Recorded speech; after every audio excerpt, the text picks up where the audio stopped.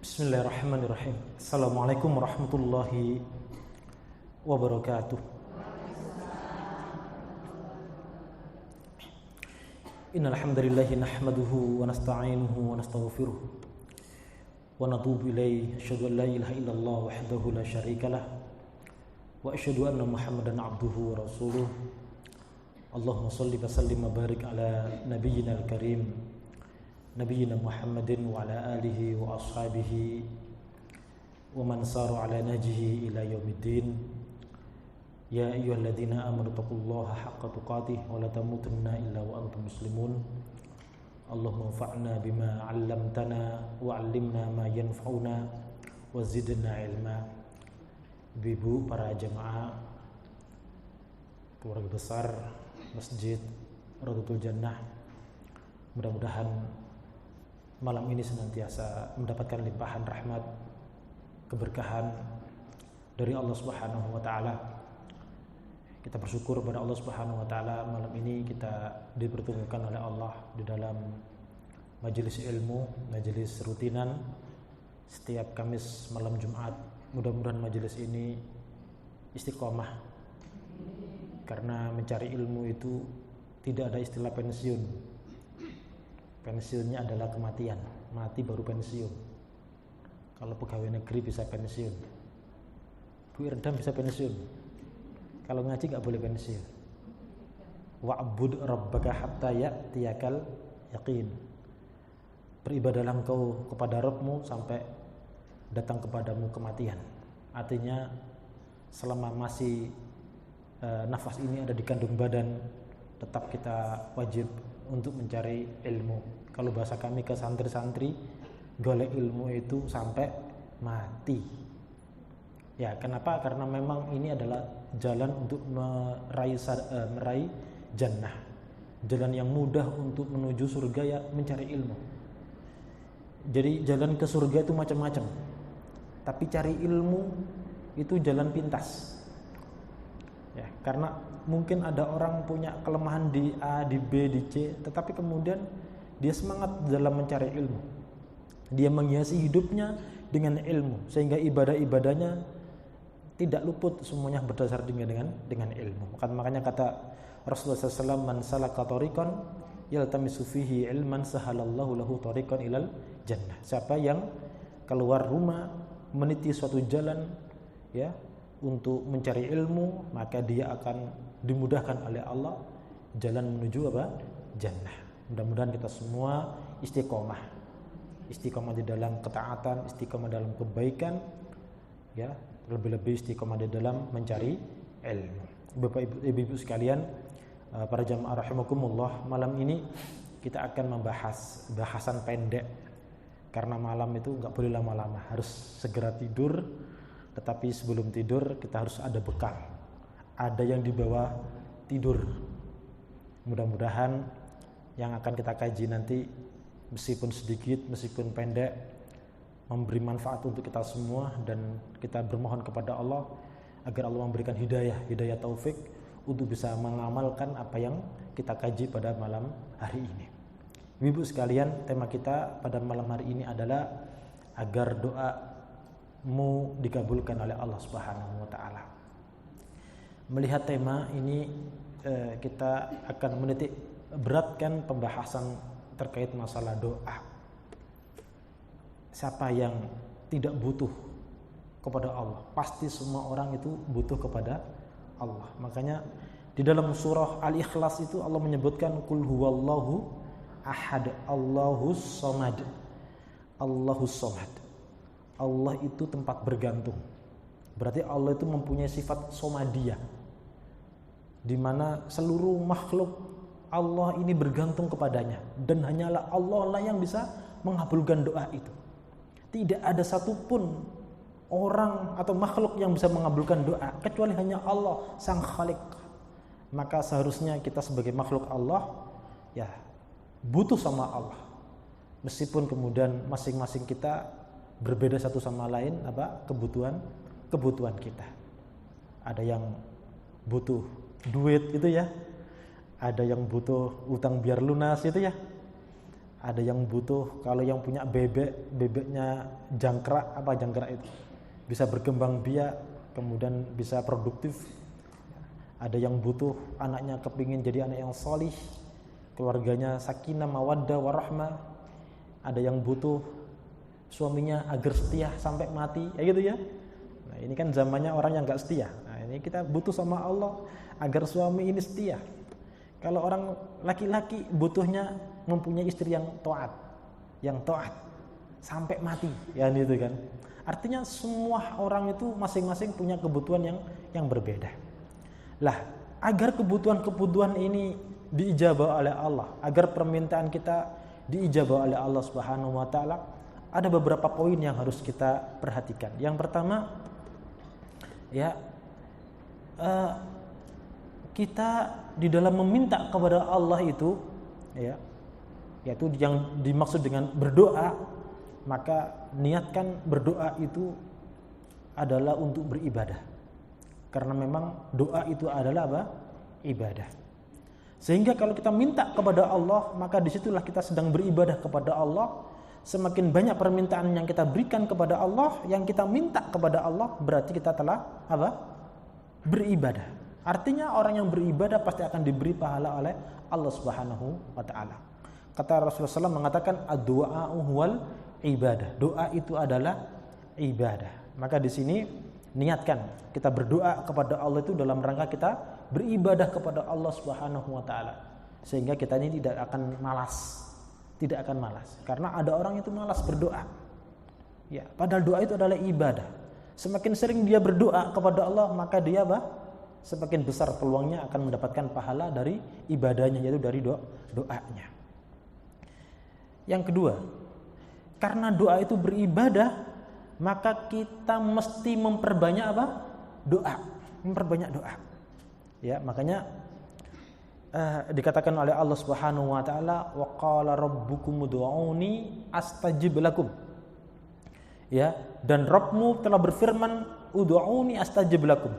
Mintalah kepadaku, aku akan kabulkan. Itu janji Allah. Dan Allah itu tidak pernah menyalahi janjinya. Dan Allah itu sangat suka kalau ada hambanya yang minta kepadanya. Lain dengan manusia.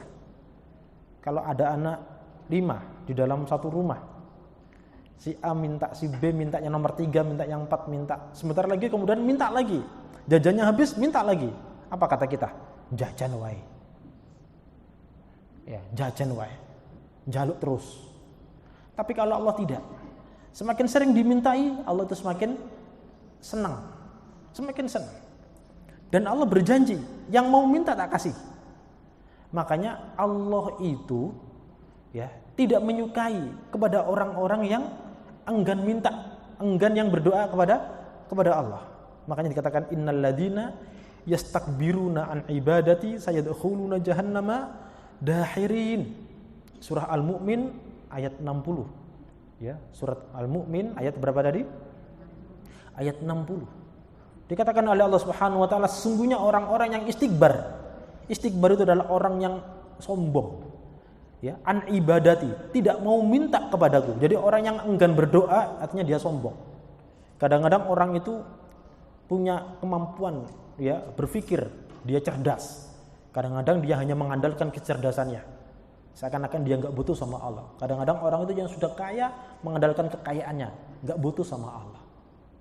Ya, padahal itu adalah kesombongan. Kata Allah, orang yang enggak mau berdoa kepadaku, maka dia adalah orang-orang yang sombong. Orang-orang yang sombong tidak mau berdoa kepada Allah, maka sayadkhuluna jahannama dakhirin. Maka mereka akan dimasukkan ke dalam neraka jahanam dalam keadaan hina dina. Surah Al-Mu'min ayat 60. Maka di sini dikatakan ayat ini kita harus memperbanyak berdoa kepada Allah Subhanahu wa taala agar Allah semakin sayang sama kita, agar Allah semakin cinta sama kita. Para jamaah rahimakumullah, maka dikatakan kenapa kita harus banyak berdoa kepada Allah? Karena doa itu sangat bermanfaat untuk kita semua. Baik untuk hari-hari kita yang telah lewat atau hari-hari yang akan datang. Maka dikatakan oleh Rasulullah Muhammad SAW dalam sebuah hadis yang sahih riwayat Imam riwayat Imam At-Tabrani, ya, Rasul mengatakan ad-du'a'u yanfa'u bima nazal wa mimma lam yanzil. Doa itu bermanfaat bagi apa-apa yang telah terjadi maupun apa-apa yang belum terjadi. Ya. Maka fa'alaikum bid-du'a'i ibadallah, maka wajib atas kalian berdoa wahai hamba Allah. Nah, maka dikatakan di sini alaikum, penekanan-penekanan yang Nabi berikan agar kita semangat di dalam berdoa kepada Allah Subhanahu wa taala. Karena semakin banyak doa itu Allah semakin senang. Dikatakan di dalam hadis yang lain, laisa syai'un akrama 'alallahi subhanahu minad du'a. Tidak ada sesuatu yang paling Allah cintai daripada apa? Daripada doa. Tidak ada sesuatu yang paling mulia di sisi Allah kecuali apa? Kecuali doa. Ya. Nah, ini yang bisa merubah segala urusan, itu adalah doa ya ini. Ya. Hadirin ibu-ibu sekalian, jamaah rahimakumullah. Maka di dalam berdoa, apa yang harus kita lakukan agar doa kita diijabah oleh Allah? Yang pertama yang harus diperhatikan adalah upayakan berdoa dalam keadaan punya wudu. Apa tadi? Berdoa diupayakan dalam keadaan suci, punya apa? Punya wudu. Meskipun bukan disyaratkan. Karena tidak ada ya syarat sah kecuali hanya sholat yang harus wudu terlebih dahulu. Selain sholat, selain tawaf, maka tidak ada syarat harus wudu. Tetapi meskipun bukan syarat sah, tapi hendaklah kita upayakan, ya, dianjurkan orang yang mau berdoa dalam keadaan punya wudu. Kenapa? Karena itu akan menjadikan dia lebih khusyuk di dalam apa? Berdoa. Jadi wudu itu bisa menghadirkan kekhusyukan, lebih enak. Kayak kami kalau nulis buku itu mesti kami berwudu dulu. Ya. Meskipun itu bukan syarat sah menulis buku, tetapi kalau berwudu itu enak, fokus, bisa konsentrasi, bisa khusyuk. Kita seakan-akan dibantu, kita dimudahkan oleh Allah. Ya, makanya was-was itu dari syaitan, diwudui sudah hilang. Gitu ya Bu ya, diupayakan. Meskipun ini bukan keharusan, bukan kewajiban, upayakan ketika mau berdoa kita punya apa tadi? Punya wudu. Yang kedua, ya, hendaklah kita berdoa dengan mengangkat kedua tangan. Ini anjuran Bu, mengangkat kedua tangan. Meskipun tanpa mengangkat kedua tangan tidak ada masalah, tetapi mengangkat kedua tangan sangat dianjurkan. Kenapa? Karena ini diperintahkan oleh Rasulullah Muhammad SAW. Ya, kata Rasulullah Muhammad SAW dalam satu hadis yang sahih riwayat Imam Abu Dawud, Nabi mengatakan, "Idza sa'altumullaha fas'aluhu bibutuni akuffikum wala tas'aluhu biduhuriha." Jika kamu minta berdoa kepada Allah, maka mintalah dengan bagian dalam telapak kalian dan jangan minta dengan apa? Bagian belakang, punggung telapak kalian, bukan gini. Tetapi apa? Tetapi gini. Ya, tetapi gini. Itu menunjukkan cara berdoa dan cara mengangkat tangan untuk berdoa. Dan kemudian dikatakan oleh Ibnu Abbas radhiyallahu an, karena Rasulullah SAW idza da'a ja'ala baltina kaffahi ila wajhi. Rasulullah Muhammad SAW apabila beliau berdoa, Rasul menjadikan bagian dalam telapak tangannya menghadap ke wajahnya. Ya. Ini hadis riwayat Imam di dalam Mu'jamul Awsat dijelaskan seperti ini. Yang berikutnya, bahwa Allah Subhanahu wa taala itu mempunyai sifat Hayyun Karimun. Ya, kata Rasul, "Inna rabbakum Hayyun Karimun." Sesungguhnya Rabb kalian yaitu Allah mempunyai sifat Hayy, yaitu Maha Malu, Karimun dan Maha Mulia. Maka yastahyi min 'abdihi idza rafa'a ilaihi yadayhi an yaruddahuma sifran. Maka ketika ada seorang hambanya berdoa dengan mengangkat kedua tangannya, maka Allah itu malu terhadap hambanya kalau Allah membiarkan kedua tangan ini kosong, hampa. Hadis ini sahih riwayat Imam Ibnu Majah dan At-Tabrani. Oke. Ini buku kami ya, buku saya. Ini bukan promosi. Jadi saya tinggal membacakan saja sebetulnya. Karena memang di sini ada hal-hal yang harus saya sampaikan, karena tema-tema yang kita kaji adalah tema-tema yang persis dengan apa yang ada di dalam buku ini. Maka disampaikan bahwa mengangkat kedua tangan itu merupakan satu perkara yang dianjurkan. Ya. Bisa dipaham Bu ya? Ya. Tetapi tidak semuanya mengangkat tangan. Ada doa-doa atau ada keadaan-keadaan yang kita nggak boleh ngangkat tangan. Misalkan apa? Misalkan saat sholat, doa saat sholat. Rabbana walakal hamdu. Nggak mungkin gini. Rabbana walakal hamdu. Nggak mungkin. Paham ya? Atau saat duduk tahiyat di antara dua sujud. Rabbi firli warhamni dan seterusnya. Kan itu doa. Kan nggak mungkin. Rabbi firli warhamni. Nggak boleh. Kenapa? Karena memang tidak diajarkan angkat tangan. Subhana rabbiyal azim. Atau at-tahiyyatu lillah. Kan ada doa apa? Allahumma sholli ala Muhammad wa ala ali Muhammad kama shallaita ala ali Ibrahim wa barik, itu kan doa. Ya Allah dan berkahilah, kan itu kan? Kan enggak mungkin gini, enggak boleh. Kenapa? Karena memang tidak diajarkan. Termasuk seorang khatib tidak boleh ketika dia berdoa di dalam khutbahnya mengangkat kedua tangannya. Rasul mengajarkan kalau khatib hendaklah mengangkat satu berisyarat dengan telunjuknya. Begini doanya khatib. Bukan seperti ini. Kecuali kalau khatib berdoa istisqa. Doa minta hujan. Jadi minta hujan ini ada dua cara. Bisa dengan sholat istisqa. Bisa dengan apa? Berdoa istisqa. Istisqa artinya minta hujan. Di dalam khutbahnya Rasul pernah doa istisqa, maka Rasul mengangkat kedua tangannya. Tetapi kalau tidak doa istisqa, maka Nabi mengangkat satu jari sebagai isyarat. Ya, kenapa? Karena memang ini telah diajarkan. Paham Bu ya? Maka dalam keadaan-keadaan yang lain, selain di dalam sholat, selain di dalam khutbah, maka kita dianjurkan untuk mengangkat kedua tangan. Bagaimana caranya? Ada dua cara. Sebagaimana tadi yang sudah saya sampaikan. Yang pertama adalah mengangkat kedua tangannya, menghadapkan punggung telapak tangan ke arah kiblat, menghadapkan bagian dalam telapak tangan menghadap ke arah wajah. Seperti ini. Yang pertama. Cara yang kedua adalah menengadahkan ya telapak tangan bagian dalam ke arah langit.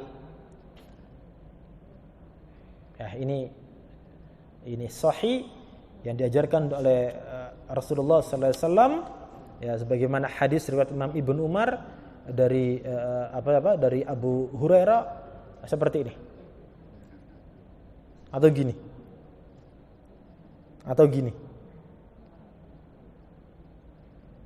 Ya.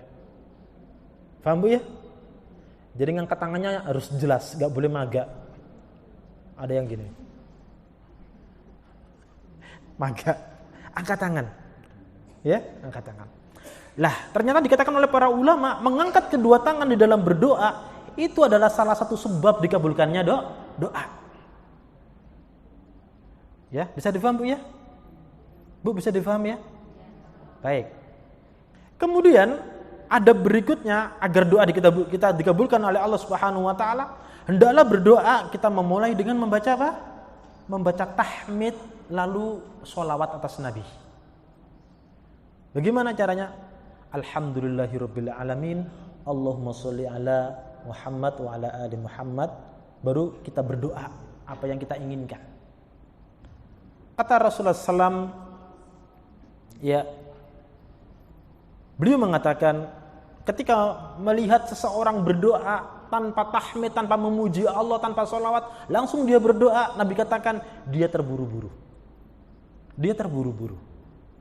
Kemudian dia mengatakan, idza shalla ahadukum, apabila salah seorang dari kalian shalah, di sini adalah berdoa, maka falyabda bi tahmidi rabbih jalla wa ala, maka hendaklah ia memulai doanya dengan memuji Allah Subhanahu wa taala, membaca tahmid alhamdulillah wassana alaihi, dan memuji Allah Subhanahu wa taala. Lalu kemudian tsumma yusalli ala nabi, lalu kemudian hendaklah dia bersolawat atas nabi. Tsumma yad'u ba'du bima syaa, lalu kemudian dia berdoa apapun yang ia inginkan. Maka dikatakan oleh para ulama juga bahwa membaca tahmid dan sholawat saat berdoa itu juga menjadi di antara sebab dikabulkannya doa. Kalau membukanya pakai tahmid lalu sholawat, demikian pula menutup doa itu dengan membaca tahmid dan sholawat. Sebagaimana yang dikatakan Imam An-Nawawi rahimahullah ta'ala ya di dalam kitabnya Al-Adhkar bab masalah doa.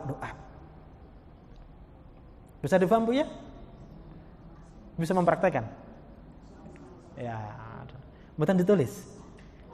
Oh, sampun. Alhamdulillah. Kalau nggak ditulis nanti hilang di tengah jalan. Nyampe rumah sama sekali nggak ada bekas. Karena semua orang banyak urusan. Baik. Kemudian apa lagi yang harus kita perhatikan? Ya, adalah hendaklah kita berdoa mengandung arti yang luas, tidak boleh spesifik. Misalkan ada orang minta jodoh, namanya si fulan. Ya Allah, berikanlah kami jodoh si fulan. Itu namanya memaksa Allah Subhanahu wa taala. Iya, kalau si fulan itu baik bagi dia. Kalau dia enggak baik bagaimana? Tapi hendaklah dia berdoa, ya Allah, berikanlah kami jodoh yang saleh, yang taat. Kan gitu.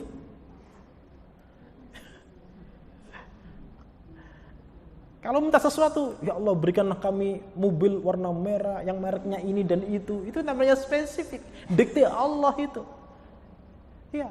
Iya kalau mobil itu baik cocok untuk Anda. Kalau nggak cocok bagaimana? Kenapa nggak minta kendaraan yang terbaik bagi dia? Maka Allah akan pilihkan kendaraan terbaik bagi kita. Terbaik bukan arti harus termahal, tetapi kendaraan itu bermanfaat, kendaraan itu mempunyai keberkahan dan lain sebagainya. Bu ya, ini ada kasus ini. Ada kasus. Nanti akan saya sampaikan kasus belakangan. Tapi yang jelas Rasulullah SAW perintahkan kalau doa yang apa? Yang mempunyai arti yang luas. Apa maksudnya doa dalam arti yang luas? Ya, doa dari Al-Quran itu semuanya mempunyai makna yang luas. Dan mustajabah. Karena doa dari Al-Quran itu mustajabah. Misalkan, ya contoh-contoh doa yang menghimpun segala kebajikan dunia dan akhirat. Doa yang kita berlindung dari segala macam keburukan. Contoh apa? Rabbana atina fid dunya hasanah wa fil akhirati hasanah wa qina adzabannar. Ya Allah, berikanlah kami ya kebaikan dunia dan kebaikan di akhirat, dan jauhkanlah kami dari apa? Dari siksa neraka. Apapun bentuk kebaikannya akan Allah berikan. Makanya ini doa sapu jagat kata para ulama. Dan Nabi anjurkan hendaklah kita tutup doa kita dengan apa? Doa sapu jagat. Maknanya sangat luas. Jadi bermacam-macam kebaikan Allah akan berikan. Yang penting kita ini bisa hidup bahagia di dunia. Akhirat pun juga demikian. Ya. Ada juga yang makna yang luas. Rabbana dzalamna anfusana wa illam taghfir lana wa tarhamna lanakunanna minal khasirin. Doanya Nabi Adam alaihissalam. Setelah dia bermaksiat kepada Allah, makan buah yang Allah larang. Jangan dimakan, tapi dimakan. Hanya satu buah yang dimakan. Tapi kemudian Allah keluarkan Nabi Adam dari surga. Beliau berdoa, Rabbana dzalamna anfusana. Ya Allah, kami telah mendolimi diri kami sendiri. Wa illam taghfir lana, jika Engkau tidak mengampuni kami. Wa tarhamna, dan jika tidak merahmati kami, lanakunanna minal khasirin, pasti kami akan menjadi orang-orang yang merugi. Ini penyesalan, tapi secara umum. Akhirnya minta rahmat, minta ampunan kepada Allah Subhanahu wa taala. Mendoakan keluarga juga sama. Rabbana hablana min azwajina wa dzurriyyatina qurrata a'yun. Ya Allah, berikanlah kami, istri-istri kami atau suami-suami kami, wa dzurriyyatina, dan keturunan-keturunan kami, qurrata a'yun. Ya. Yaitu penyejuk hati kami, penenang hati kami. Ya. Waj'alna lil muttaqina imama, dan jadikanlah apa? Kami imam bagi orang-orang yang bertakwa. Masya Allah, doa yang sangat luas tetapi mempunyai makna kandungan yang luar biasa. Para jamaah rahimakumullah, nah ini tidak spesifik di dalam minta. Karena spesifik itu seakan-akan kita telah mendikte Allah, dan itu boleh jadi kurang pas untuk kita. Ya. Dan Allah itu mempunyai sesuatu yang luar biasa, yang Allah itu tahu keadaan kita seperti apa. Berikutnya Ibu, pendek ini. Berdoa dengan khusyuk dan penuh keyakinan. Ada orang yang berkali-kali berdoa, tapi kemudian dia punya suudzon sama Allah. Saya ini sudah berkali-kali berdoa, tapi nggak pernah dikabulkan sama Allah. Pernah nggak? Terus malas terus dungo wis. Karena untuk ngebal balik nggak ada manfaatnya. Lah ini kenapa? Ya karena memang kita nggak yakin akan doa kita. Bagaimana Allah Subhanahu Wa Taala mengabulkan doa kita sementara kita nggak pernah yakin akan doa kita dikabulkan? Makanya kata Rasul, "Ud'ullaha", berdoalah kamu kepada Allah, wa antum muqinuna bil ijabah, sedangkan kamu yakin kalau doamu dikabulkan. Artinya kita husnudzon sama Allah. Dan Allah itu kalau kita husnudzoni, Allah akan sesuai dengan prasangka hambanya. Ya. Jadi mintalah kamu kepada Allah sementara kamu yakin bahwa doamu dikabulkan oleh Allah. Wa'lamu annallaha la yastajibu du'a min qalbin ghafilin nahin. Ketahuilah bahwa Allah Subhanahu wa taala tidak akan mengabulkan doa dari orang yang hatinya lalai, enggak khusyuk. Kadang-kadang orang itu berdoa, lisannya ngomong A, hatinya ngomong B. Enggak fokus, mentang-mentang sudah hafal isi doa itu. Gitu kan? Itu namanya lalai. Mestinya hati itu hadir. Lisannya ngomong A, hatinya juga A. Nyambung di sini nyambung. Ya, itu namanya plot atau klop kan gitu kan. Bukan lalai. Bukan lalai. Makanya kita dianjurkan bervariasi di dalam doa. Misalkan di dalam sujud itu kan ada berbagai macam doa variasinya. Ada yang subhana rabbiyal a'la, ada yang subhana rabbiyal a'la wa bihamdi, ada yang subhanakallahumma rabbana wa bihamdika allahumma ghfirli. Ada yang subuhun kudusun rabbuna rabbul malaikati warruh. Ada variasi-variasi doa. Maka kita dianjurkan pakai doa yang variasi. Mungkin saat ini kita pakai doa yang model A, besok kita pakai model yang B. Kenapa? Agar kita fokus dengan apa yang kita baca. Kalau kita nggak pernah variasi di dalam berdoa, kadang-kadang kita ini meluncur saja lisan ini tanpa ini megang, tanpa hadir hati itu. Nah ini contoh. Jadi hendaklah kita latihan sekarang berdoa, memahami apa yang kita minta. Kita minta apa? Ustaz saya nggak paham bahasa Arab. Ya udah belajar. Doa-doa yang dari Al-Quran itu dibaca terjemahannya. Penting itu. Ustaz saya nggak bisa pakai bahasa Arab. Udah pakai bahasa sendirinya, bahasa Madura. Silakan kalau Anda tahu, kalau jenengan tahu bahasa Madura, silakan. Yang penting hatinya hadir. Dan Allah faham semua bahasa kita. Tetapi meskipun demikian, doa dari Al-Quran adalah doa yang ma'thur, doa yang mustajabah. Tapi belajarlah doa-doa yang dari Al-Quran. Bisa difaham Bu ya? Baik. Kemudian dianjurkan berikutnya berdoa dengan hati yang tawadhu, dengan rendah diri, rendah hati, sambil merendahkan suara. Enggak teriak-teriak doanya.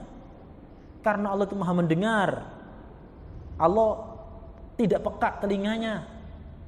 Tidak teriak-teriak, enggak perlu teriak-teriak.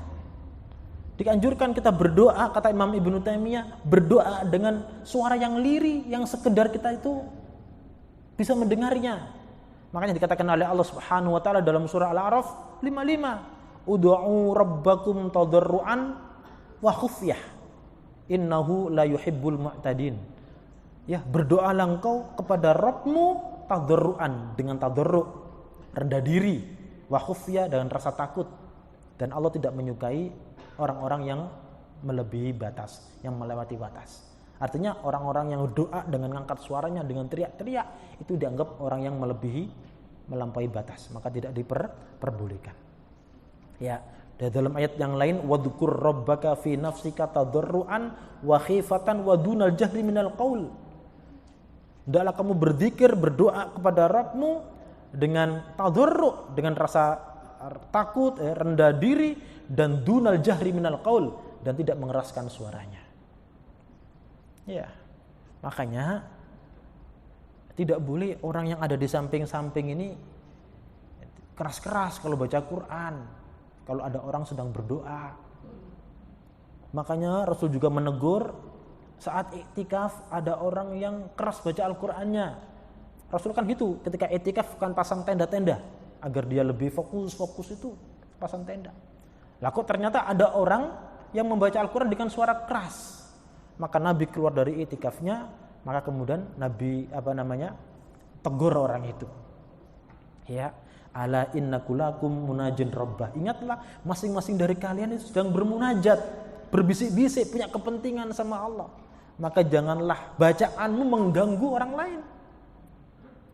Maka saat itikaf enggak boleh baca Quran keras-keras. Kenapa? Masing-masing orang itu sambil punya kepentingan yang berbeda. Mereka juga sama-sama ibadah, sama-sama munajat kepada Rabbnya. Enggak boleh ganggu yang lain. Bisik-bisik. Namanya munajat, berbisik-bisik sama Allah Subhanahu wa taala. Besar dipaham Bu ya? Sama juga dengan sholat gitu. Allahu Akbar. Bismillahirrahmanirrahim. Alhamdulillah. Itu namanya taswis, mengganggu orang lain. Bagaimana bisa khusyuk orang kanan kirinya kalau modelnya kayak gini? Ini dosa mengganggu orang lain. Mestinya dia baca, tetap menggerakkan lisannya, tapi suaranya jangan diangkat, cukup dia sendiri yang mendengarnya. Namanya taswis, tidak boleh. Bisa dipaham Bu ya? Baik. Kemudian berikutnya, tidak boleh bertele-tele di dalam berdoa. Bertele-tele, puisi dan lain sebagainya. Ada orang kan doa kan dengan puisi, dengan bersajak kan itu. Ini ada kasus ini. Ada seorang sahabat namanya Abdullah bin Mughaffal pernah menegur anaknya. Ya. Karena apa? Karena anaknya berdoa gini, "Ya Allah, sesungguhnya aku minta kepadamu istana yang putih di sebelah surga. Apabila aku masuk surga." Itu kan bertele-tele namanya. Akhirnya Abdullah bin Mughaffal menegur dia, "Wahai anakku, mintalah surga kepada Allah dan mintalah perlindungannya dari neraka." Apa contohnya? Cukup berdoa, "Allahumma inni as'alukal jannah wa a'udzubika minan nar." Ya Allah, aku mohon kepadamu surga dan berlindung kepadamu dari neraka. Cukup itu. Bukan, "Ya Allah, sesungguhnya aku minta kepadamu istana yang putih di sebelah kanan surga. Di sana ada gininya, sini ada gininya." Detail banget itu. Bukan seperti itu. Ya. Makanya Nabi mengatakan, "Saya kunu ba'di qaumun." Kelak akan datang setelahku suatu kaum min hadhil ummah, dari umatku ini. Ya'tadduna fid du'a'i wat tahar atau wat tahuri. Mereka melebihi batas, melampaui batas di dalam masalah doa dan tahar. Doanya melampaui batas. Maksudnya apa?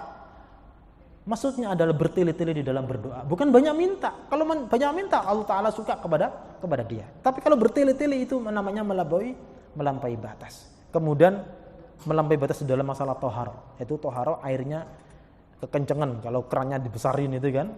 Nabi kalau toharo itu ya untuk wudhu 1 mud. 1 mud itu sekitar 6 onan. Itu mencukupi. Kalau ini mencukupi pakai wudhu. Sekitar 6 on, 600 mili itu sudah mencukupi sebetulnya. Ya, ini sudah besar, sudah cukup banyak ini. Kan itu. Lah, tapi sekarang kan enggak, orang tohar itu kalau kerannya enggak kencang itu enggak afdol, sehingga banyak yang tumpah kan itu kan. Itu namanya melebihi batas. Ibu sekalian, kemudian ada berikutnya, tinggal 2 lagi, yaitu hendaklah birrul walidain. Apa birrul walidain itu? Berbakti kepada kedua orang tua. Jadi birrul walidain, ya, berbakti kepada kedua orang tua itu juga menjadi sebab doa seseorang itu dikabulkan oleh Allah Subhanahu wa taala. Maka mafhum mukhalafahnya, orang yang durhaka kepada kedua orang tua, maka sebetulnya itu adalah penghalang sampainya doa. Makanya masih ingat enggak cerita ada orang 3 masuk gua kemudian ketutup sama apa? Batu besar itu kan? Nah, kemudian mereka masing-masing mohon kepada Allah. Di antara permohonannya, di antara satu orang itu ada yang apa? Dia berbakti kepada kedua orang tuanya, mengalahkan istrinya, mengalahkan anaknya, mengutamakan kedua orang tuanya. Maka kemudian Allah Ta'ala membukakan pintu gua yang tertutup dengan batu besar tersebut. Ini menjadi dalil bahwa berbakti kepada kedua orang tua ini merupakan satu sebab Allah Ta'ala kabulkan doa. Makanya kita jangan punya masalah sama orang tua. Bila perlu datang kepada orang tua, tawassul sama orang tua. Bu, Pak, kami tolong didoakan. Kami sedang punya hajat ini. Saya yakin doaul walid ila waladihi, doanya orang tua kepada anaknya, untuk anaknya, itu adalah doa yang mustajabah. Kata Allah, kata Rasulullah SAW, itu di antara doa yang mustajabah adalah doanya orang tua kepada untuk anaknya. Kemudian hendaklah kita menjauhi makanan yang haram, karena makanan haram, minuman haram, pakaian yang haram, apapun yang dihasilkan di antara yang haram itu adalah penghalang sampainya doa. Makanya Nabi pernah mengatakan, ya, ada orang yang mengangkat kedua tangannya, ya Rabb, ya Rabb, ya Rabb. Ya, kemudian Nabi mengatakan, ya, wa masrabuhu wa mat'amuhu haram, makanannya haram, wa masrabuhu haram, minumannya haram, wa malbasuhu haram, yang dipakai juga haram. Wa hudiya bil haram, apa-apa yang dia konsumsi itu adalah haram. Maka fa anna yustajabu lah. Bagaimana mungkin Allah Ta'ala akan mengabulkan doa mereka? Maka selama yang kita pakai, yang kita konsumsi ini adalah perkara-perkara haram, Allah tidak akan mengabulkan doa kita. Gitu Bu ya. Yang terakhir, hendaklah kita pintar-pintar memilih waktu yang mustajabah saat berdoa. Apa saja waktu yang mustajabah? Kalau orang berdoa itu akan dikabulkan oleh Allah Subhanahu wa taala. Yang pertama adalah, ya, waktu sahur, itu waktu sepertiga malam akhir atau waktu sahur. Kenapa? Karena sepertiga malam akhir Allah Subhanahu wa taala turun ke langit dunia menebar janji kepada kita semua, siapa yang minta tak kasih, siapa yang minta tolong tak tolong, siapa yang minta ampun tak ampuni. Setiap malam terakhir, jam 2, jam 3, jam setengah 4, mohon sama Allah Subhanahu wa taala. Saat itu adalah doa yang mustajabah. Di saat semua orang tidur, kita mohon kepada Allah, itu adalah mustajabah. Ya. Yang kedua, di saat sedang sujud di dalam sholat. Sujud yang keberapa? Berapapun, tidak ada ketentuan.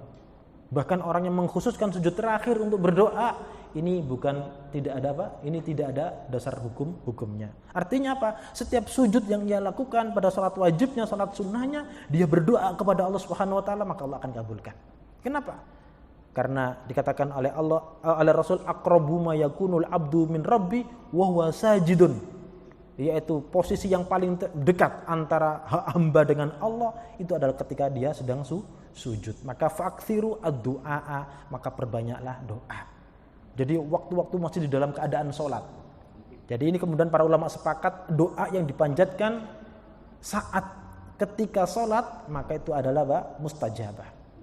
Jadi sebetulnya perbanyak doa itu di dalam saat di dalam waktu sholat, bukan setelah sholat.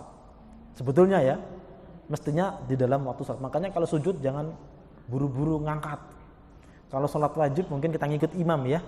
Tetapi kalau sholat sendirian, misalkan sholat sunnah, jangan buru-buru ngangkat kepala. Perbanyak doa di situ. Kalau Nabi, yang Nabi banyakkan doanya adalah ya muqallibal qulub, tsabbit qalbi ala dinik. Nabi minta sabat, minta istiqomah. Minta istiqomah. Karena istiqomah itu berat, maka diminta oleh Allah saat sujud. Maka dikatakan oleh Muhammad, wahai Rasulullah SAW, kenapa engkau memperbanyak doa sujudmu? Allahumma ya muqallibal qulub, tsabbit qalbi ala dinik. Apa kata Rasul? Ya Ummu Salamah, wahai Ummu Salamah, ma min adamiyin illa wa qalbuhu baina isba'aini min asabi'illah. Tidaklah anak Adam kecuali hatinya itu ada di antara jemari Allah Subhanahu wa taala. Fa in syaa aqamah. Kalau Allah berkehendak, maka Allah akan kokohkan hati tersebut di dalam ketaatan, dalam keimanan.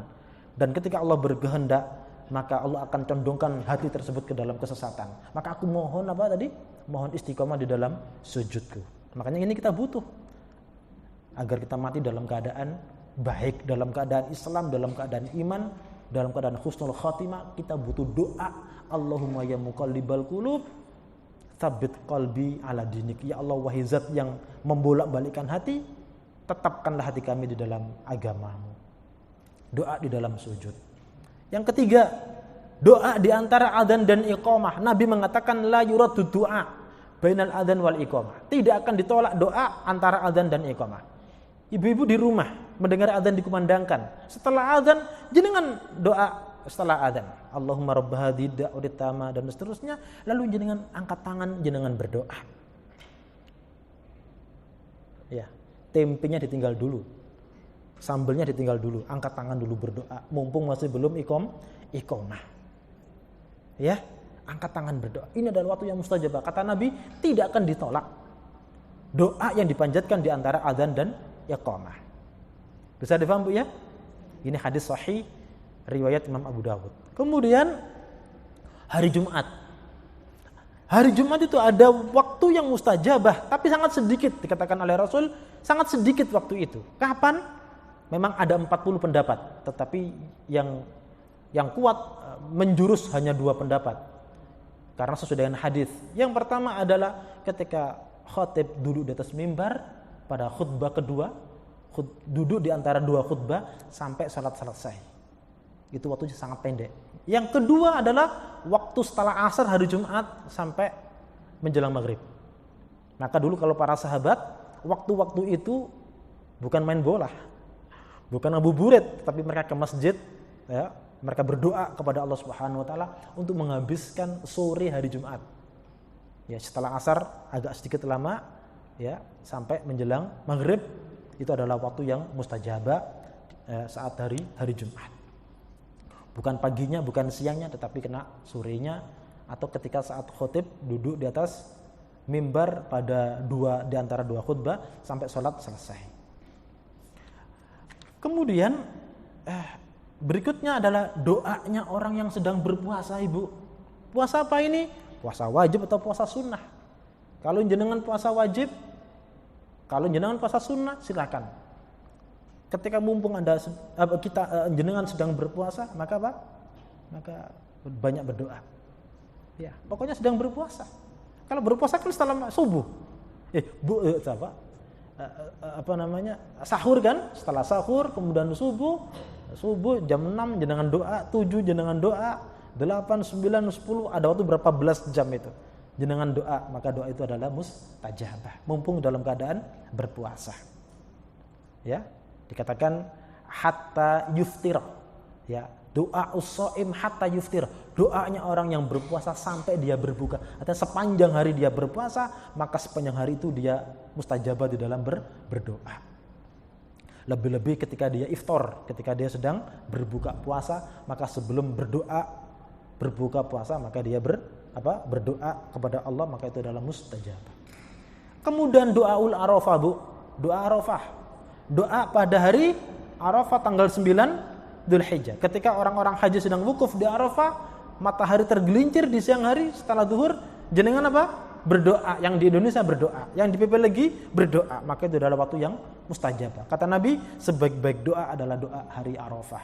Dan itu adalah mustajabah. Makanya orang itu banyak membuat rundown kegiatan pada hari Arafah. Paginya bagaimana, siangnya bagaimana, karena nggak boleh luput saat itu untuk kita berzikir dan berdoa kepada Allah Subhanahu wa Ta'ala. Adapun orang yang haji, mereka doa di padang Arafah, mereka sedang wukuf, maka berdoa itu mustajabah. Kita hari Arafah sangat menentukan. Kemudian doa saat safar bepergian, makanya orang pulang haji, pulang umroh misalkan, atau pulang dari mana, sebelum masuk rumah, dia angkat tangan, ya, dia ngajak berdoa yang lain, maka ini juga Masya Allah, ini mustajabah.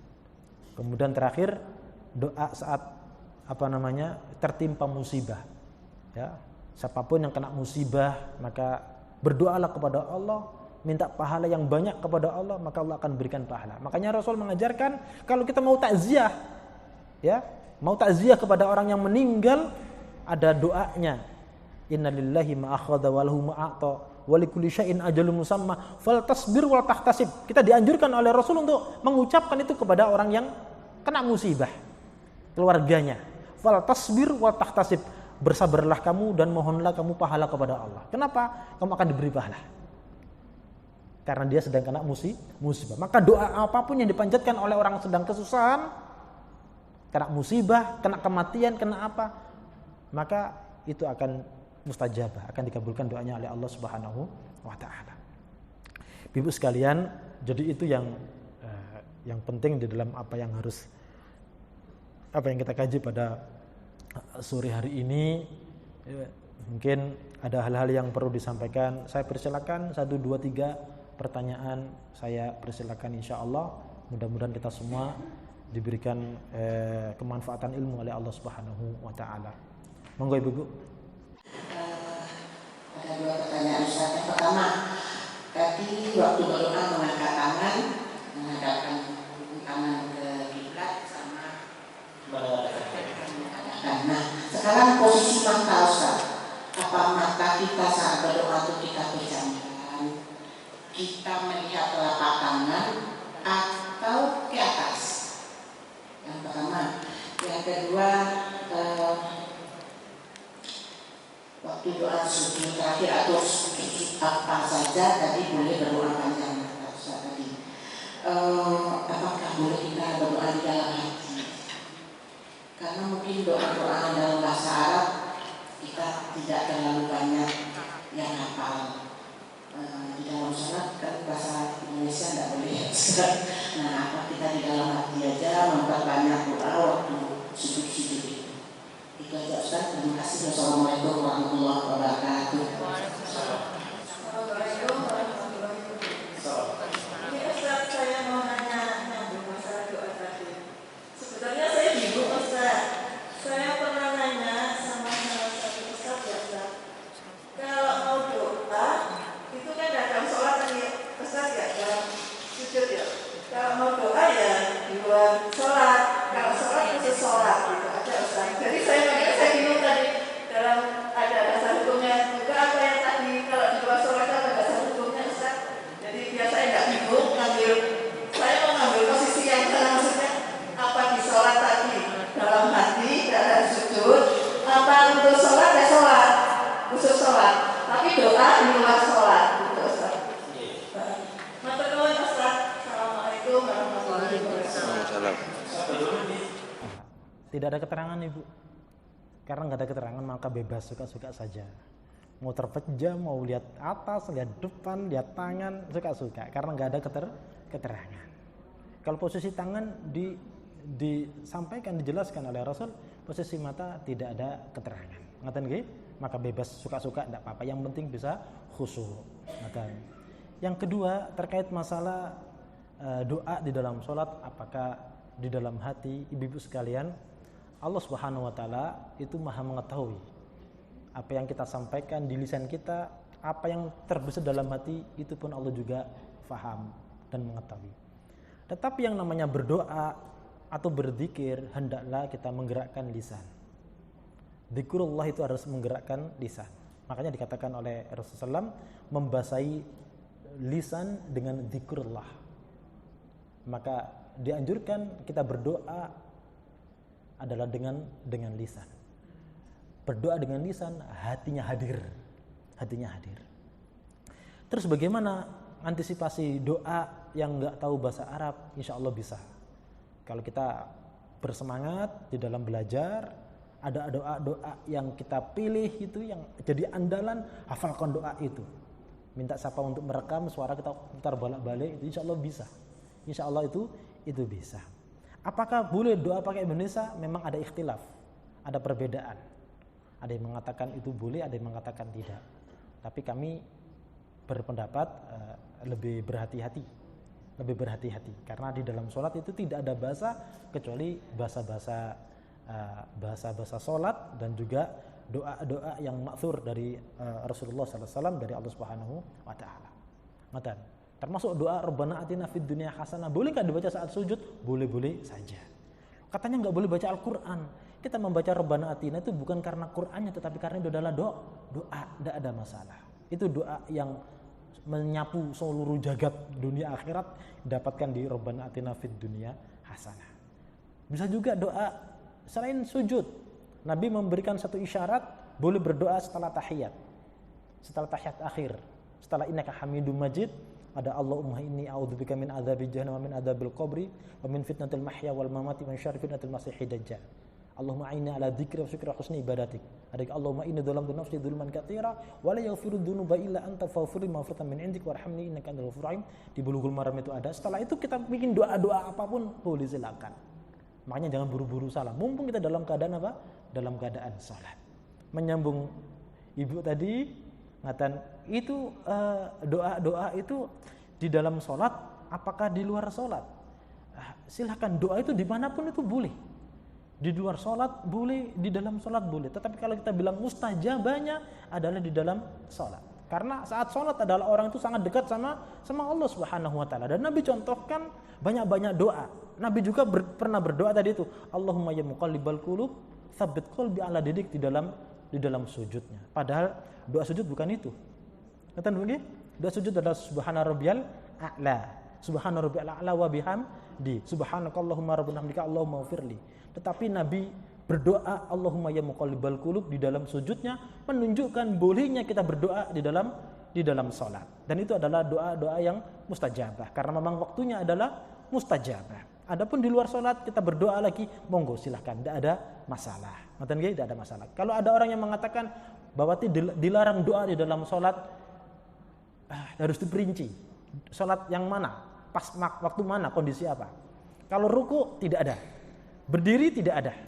Setelah i'tidal tidak ada. Yang ada adalah ketika di dalam sujud atau ketika tahiyat akhir salat, tahiyat akhir. Tidak semua tempat kita bisa berdoa di dalam salat kita.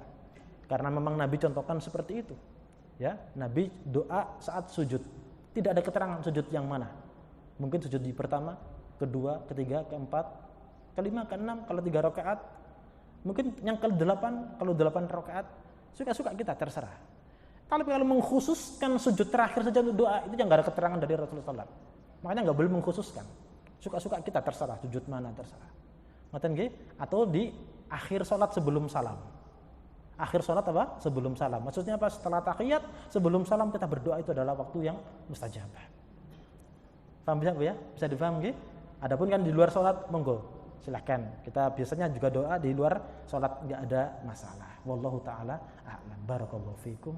Monggo yang lain ada yuk. Jih monggo Ibu. Tadi saya menulis bahwa dalam doa itu harus memperbanyak doa. Terdapat di Al-Quran ayat Al-Mu'min ya Pak, ayat Al-Mu'min ayat 6. Ya, terima kasih. Yang saya tanyakan ini Pak Ustaz, itu tadi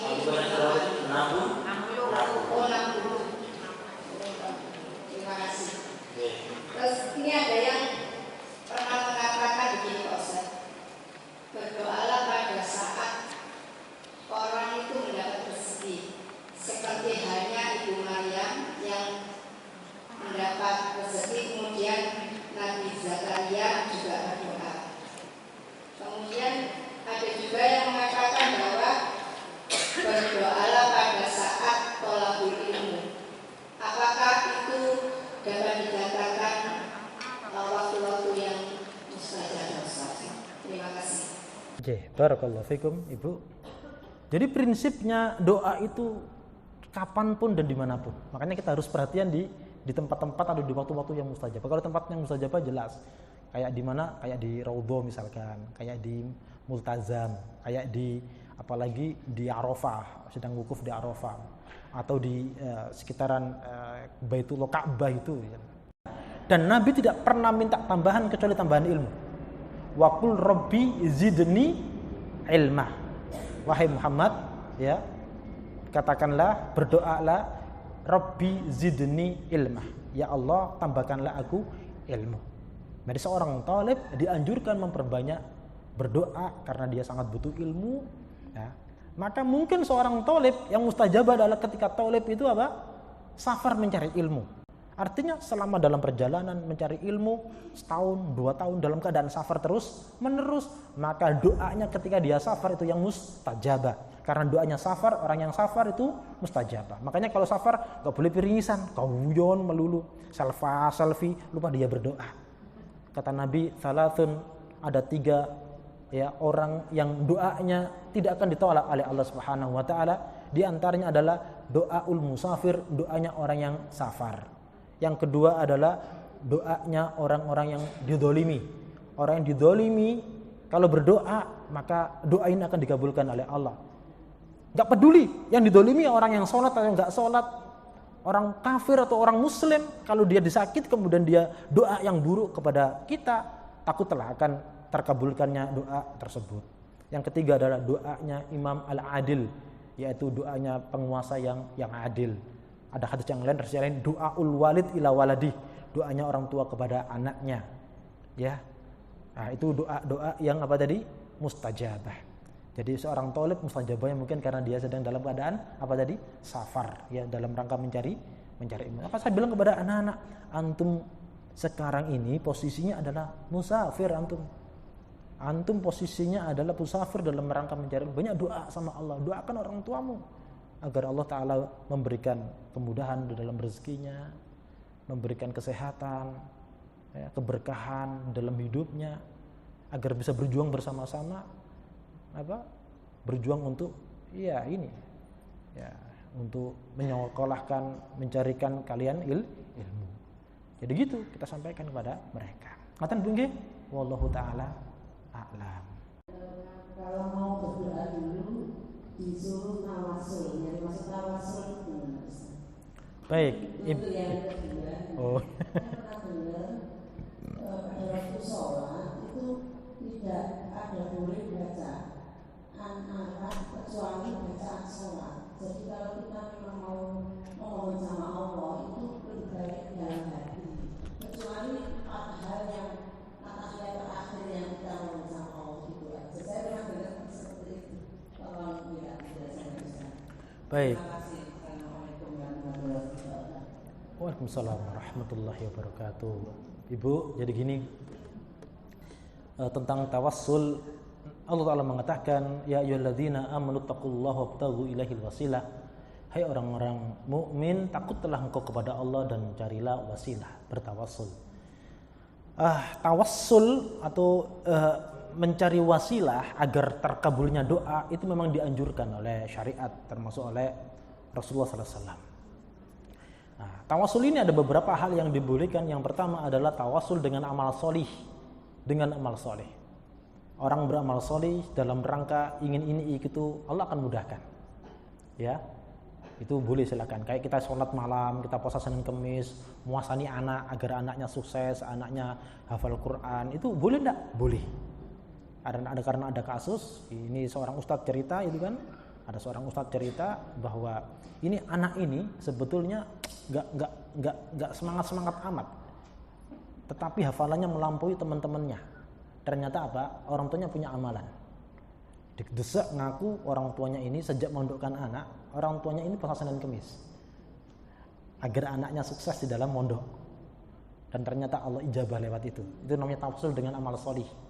Kita beramal soleh, kita tujukan untuk tujuan kita, insya Allah tidak ada masalah. Yang kedua, tawassul dengan asma wa sifat. Asma wa sifat itu apa? Nama-nama dan sifat-sifat Allah. Allah punya nama-nama yang mulia. Walillahil asmaul husna fad'uhu biha. Allah punya nama-nama yang baik, maka doalah dengan nama-nama itu. Misalkan apa? Kita mohon rezeki, sebut namanya Ya Razzaq, Ar-Razzaq. Wahai Zat yang memberi rezeki, berikanlah kami rezeki. Sebut kalau kita minta ilmu, Ya Alim. Kalau kita meminta petunjuk, sebut Al-Hadi, Ya Hadi. Maka dikatakan juga oleh Rasulullah SAW, siapa yang berdoa, yang mengawali doanya dengan kalimat-kalimat apa? Allahumma inni as'aluka bi anni asyhadu annaka antallah la ilaha illa antal ahadus samad lam yalid wa lam yulad wa lam yakul lahu kufuwan ahad. Lalu kemudian dia berdoa dengan doa apapun maka Allah akan kabulkan. Kenapa? Di dalam doa yang pertama ini tadi itu adalah ungkapan-ungkapan asma wa sifatullah. Allah mempunyai nama-nama dan sifat-sifat yang baik di dalam doa ini. Maka ini yang menjadikan sebab Allah Ta'ala kabulkan doa-doa tersebut. Makanya dikatakan Allah itu punya nama-nama yang baik, maka berdoalah dengan nama-namanya. Tawassul dengan nama-namanya. Paham Bu? Nomor 3, tawassul kepada orang solih yang masih hidup. Sebagaimana tawasulnya Umar bin Khattab kepada Al-Abbas. Wahai Al-Abbas, dulu ketika Rasul masih hidup, masalah selesai. Saya punya masalah, datang kepada siapa? Rasul. Ya, kami matur kepada Rasul. Rasul berdoa kepada Allah, selesai masalah. Nah, sekarang Rasul sudah meninggal. Aku datang kepadamu karena engkau adalah paman Nabi yang paling soleh, Al-Abbas. Wahai Al-Abbas, kami kena paceklik. Lama hujan gak turun. Kami kekeringan. Hewan-hewan pada mati. Mintalah kepada Allah, berdoalah kepada Allah agar Allah turunkan hujan. Maka Al-Abbas berdoa, turun hujan. Ya, di dalam sholat kita pada waktu-waktu yang diperbolehkan, kayak sujud, kayak tahiyat akhir, dengan doa apapun, tidak ada batasan doa-doa di situ. Ya, tadi Nabi berdoa, Allahumma ya muqallibal qulub, hadisnya sahih. Atau doa-doa yang lain, asalkan nggak baca Al-Quran, maka boleh silakan, nggak ada larangan. Karena Nabi contohkan. Kemudian di dalam lafaz tahiyat pun juga demikian. Setelah Rasul mengajarkan 4 doa itu, Nabi mengatakan berdoalah sesukamu. Silakan pilih doa-doa sesukamu. Silakan ada dilihat hadisnya. Artinya Rasul masih memberi kesempatan untuk berdoa setelah tahiyat, setelah 4 permintaan itu. Allahumma inni a'udzubika min adzabi jahannam wa min adzabil qabri wa min fitnatil mahya wal mamati wa min syarri fitnatil masiihid dajjal. 4 kan? Perlindungan. Kemudian ada Allahumma inni dzalamtu nafsi dzulman katsira. Itu juga doa. Kalau saya menambah lagi. Saya mendoakan anak saya, Rabbi ja'alni muqimas sholati min dzurriyyati. Saya mintakan ampunan orang tua saya, Allahumma firli wali walidayya warhamhuma kama rabbayani shaghira. Saya minta doa itu. Saya pakai saat-saat ini. Tidak ada masalah. Di dalam hati, ya saya nggak tahu apakah itu masyru' atau tidak. Allah Ta'ala alam, saya nggak tahu. Yang penting perintah doa adalah bilisan, dengan lisan tapi hati menghadirkan hati. Sehingga apa yang kita sampaikan ini semakin kita kuatkan dengan hadirnya hati. Khusyuk, yakin Allah akan kabulkan. Tapi yang nggak boleh adalah saat sujud membaca Al-Quran. Kata Nabi, jangan membaca Quran saat sujud dan saat ruku. Adapun doa yang dari Al-Quran tidak ada masalah. Karena ini bukan membaca Quran, tetapi membaca doa yang dari Al-Quran tidak ada masalah. Ibu katanya ngantuk. Sudah Bu ya, ngantuk ya? Bismillahirrahmanirrahim. Alhamdulillahirabbil alamin. Allahumma shalli wa sallim wa barik ala nabiyyina Muhammadin wa ala alihi wa ashabihi ajma'in. Allahumma anfa'na bima 'allamtana wa 'allimna ma yanfa'una wa zidna 'ilma. Allahumma inna nas'aluka bi anna nashhadu annaka antallah la ilaha illa antal ahadus samad lam yalid wa lam yulad wa lam yakul lahu kufuwan ahad. Allahumma ighfir lana dhunubana wa liwalidayna wa li jami'il muslimina wal muslimat wal mu'minina wal mu'minat al ahya'i minhum wal amwat. Allahumma inna nas'aluka al-'afwa wal 'afiyata fid dunya wal akhirah. Allahumma inna nas'aluka al-jannah wa na'udzubika minan nar. Allahumma inna nas'aluka al-jannah wa na'udzubika minan nar. Allahumma inna nas'aluka al-jannah wa na'udzubika minan nar. Allahumma inna nas'aluka husnal khatimah. Allahumma inna nas'aluka husnal khatimah. Rabbana hab lana minas salihin. Rabbana hab lana minas salihin. Rabbana hab lana min azwajina wa dhurriyyatina qurrata a'yun waj'alna lil muttaqina imama. Rabbana atina min ladunka rahmah wa hayyi' lana min amrina rasyada. Rabbana atina fid dunya hasanah wa fil akhirati hasanah wa qina adzabannar wa adkhilnal jannata ma'al abrar ya aziz ya ghafar ya rabbal alamin. Fa sallallahu ala nabiyyina Muhammadin wa ala alihi wa ashabihi ajma'in. Walhamdulillahi rabbil alamin. Ibu-ibu ngapunten kalau ada kekurangan, kurang berkenan ucapan perilaku saya, mohon maaf sebesar-besarnya. Assalamualaikum warahmatullahi wabarakatuh.